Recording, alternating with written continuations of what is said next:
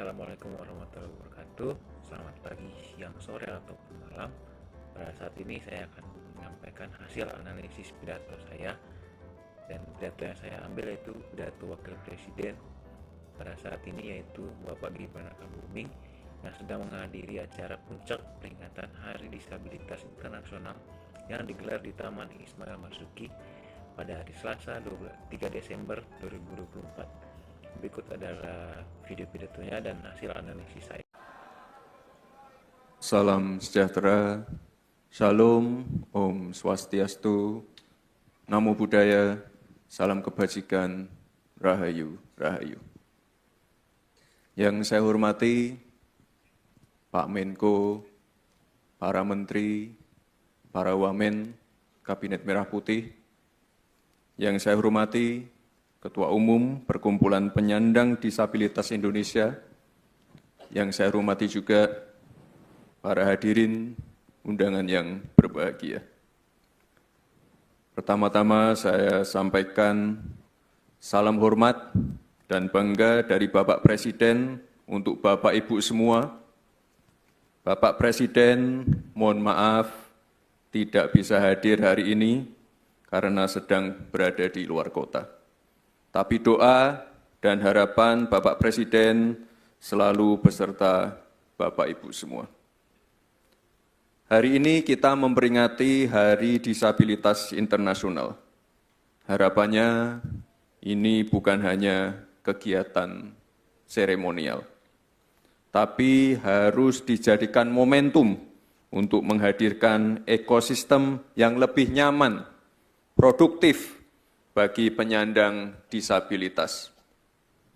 Saya meyakini Bapak, Ibu, saudara-saudara sekalian adalah potensi-potensi kuat untuk membawa Indonesia maju. Daya juangnya, kegigihannya, pantang menyerahnya, mentalitasnya paling juara. Buktinya sudah ada, misalnya pada Paralimpiade Paris tahun ini, Indonesia berhasil membawa 14 medali, terbanyak sejak 1976. Tahun 2022, waktu itu saya masih wali kota Solo. Solo ditunjuk sebagai tuan rumah ASEAN Para Games 2022. Penunjukannya di pertengahan Februari. Saat itu hanya sekitar 5 bulan untuk mempersiapkan. Waktunya terbatas, anggarannya terbatas, masih PPKM, masih ada COVID. Tapi alhamdulillah bisa terlaksana dengan lancar dan meriah. Dan yang paling penting, Indonesia menang. Total medali 425. 425 medali, 175 emas. Ini luar biasa sekali Bapak Ibu semua. Sehingga saya yakin Bapak, Ibu, saudara-saudara semua, ini juga punya modal besar untuk terus tumbuh dan berkembang. Oleh sebab itu, para penyandang disabilitas harus lebih diperhatikan. Dukungannya harus lebih ditingkatkan. Pelibatannya harus lebih diaktifkan dalam perencanaan, pengecekan infrastruktur, dan transportasi publik. Aksesibilitasnya harus lebih diperluas, baik akses pendidikan, kesehatan, lapangan kerja, fasilitas umum, permodalan, maupun hukum dan peradilan. Kita telah memiliki Undang-Undang Nomor 8 Tahun 2016 tentang penyandang disabilitas, mengatur soal kesamaan kesempatan, pemenuhan hak, diskriminasi, pemberdayaan, perlindungan, aksesibilitas penyandang disabilitas.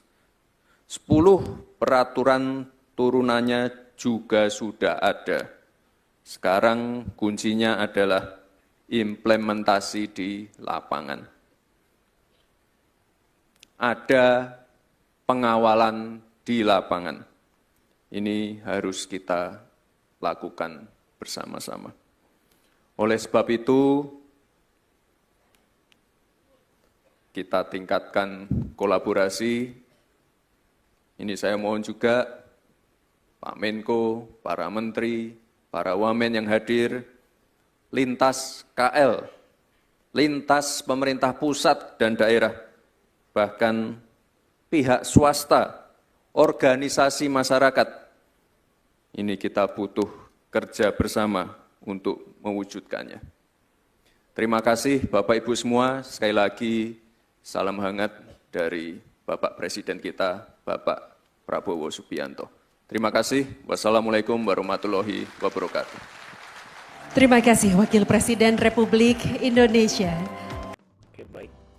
Sebelumnya itu ada pidato Bapak Gibran Rakabuming, dan menurut saya pidato sudah disampaikan dengan baik, tapi ada beberapa hal yang bisa diubah. Dan berikut analisa saya, yaitu yang pertama dari penggunaan bahasa.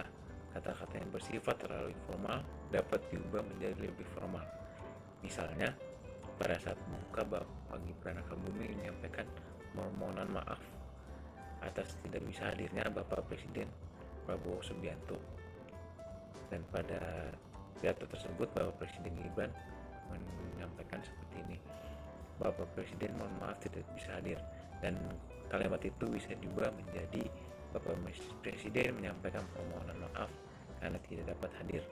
Dan contoh kalimat lainnya yaitu harapannya ini bukan hanya kegiatan seremonial, dan bisa diubah menjadi momentum ini bukan sekedar kegiatan seremonial. Sehingga jika penggunaan bahasa sudah diatur dan sudah disesuaikan dengan kaidah bahasa Indonesia yang baik yang benar, maka pidato akan menjadi lebih baik lagi dan bisa lebih profesional lagi. Lalu analisa yang kedua berada pada penyusunan kalimat. Kalimat panjang yang semula kurang terstruktur dipecah menjadi beberapa kalimat yang lebih ringkas dan mudah dipahami. Contoh kalimatnya yaitu pada saat pembukaan pidato Bapak Gibran Rakabuming, yaitu beliau berkata, hari ini kita memperingati Hari Disabilitas Internasional. Harapannya ini bukan hanya kegiatan seremonial, tapi harus dijadikan momentum untuk menghadirkan ekosistem yang lebih nyaman, produktif bagi penyandang disabilitas. Dan kalimat tersebut dapat diubah menjadi, hari ini kita memperingati Hari Disabilitas Internasional. Momentum ini bukan sekedar kegiatan seremonial, tetapi harus menjadi ajang untuk menghadirkan ekosistem yang lebih inklusif, nyaman, dan produktif bagi penyandang disabilitas di Indonesia. Lalu analisa ketiga itu perbaikan kata.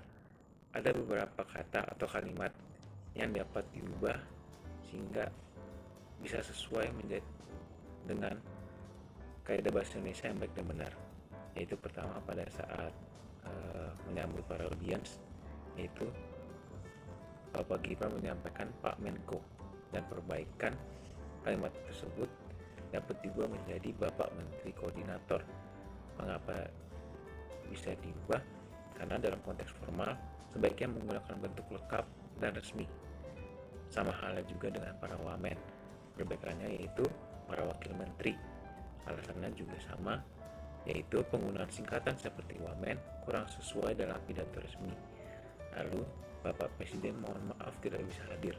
Perbaikan kalimat tersebut yaitu Bapak Presiden menyampaikan permohonan maaf karena tidak dapat hadir. Alasannya itu karena kalimat ini perlu disusun ulang untuk mengikuti struktur formal dan penggunaan bahasa Indonesia yang baku. Lalu kalimat selanjutnya yang perlu adanya diperbaiki yaitu harapannya ini bukan hanya kegiatan seremonial. Perbaikan kalimat tersebut ialah momentum ini bukan sekedar kegiatan seremonial. Alasan kalimat atau kata tersebut bisa diubah yaitu pemilihan kata sekadar lebih tepat dan terstruktur. Lalu ada pada saat Bapak Gibran menyampaikan tentang Paralimpiade yang ada di Solo, yaitu anggarannya terbatas, masih PPKM, masih ada COVID. Dan kalimat ini tentu saja memerlukan perbaikan, yaitu anggarannya terbatas dan situasi saat itu masih dalam masa PPKM serta pandemi COVID-19. Alasannya ialah frasa ini perlu diperbaiki agar lebih terstruktur dan baku. Kalimat selanjutnya yang perlu diperbaiki ialah perencanaan pengecekan infrastruktur dan transportasi publik, aksesibilitasnya harus lebih diperluas. Perbaikannya yaitu dalam perencanaan pengecekan infrastruktur dan transportasi publik, aksesibilitas harus lebih diperluas. Alasan kalimat ini diperbaiki ialah karena kalimat ini kurang jelas dan perlu penataan ulang untuk memperjelas maksudnya. Lalu kalimat selanjutnya yang perlu perbaikan ialah kita butuh kerja bersama untuk mewujudkannya. Dan tentu kalimat ini perlu diperbaiki, yaitu menjadi kita memerlukan kerjasama yang kuat untuk mewujudkannya. Alasannya ialah kerja bersama kurang lazim digunakan, sehingga kerjasama akan lebih lazim untuk digunakan karena bersifat lebih baku. Baik, sekian adalah video yang bisa saya buat, yaitu analisa pidato Bapak Gibran Rakabuming pada saat Hari Disabilitas Internasional. Dan lebih kurangnya mohon maaf. Assalamualaikum warahmatullahi wabarakatuh.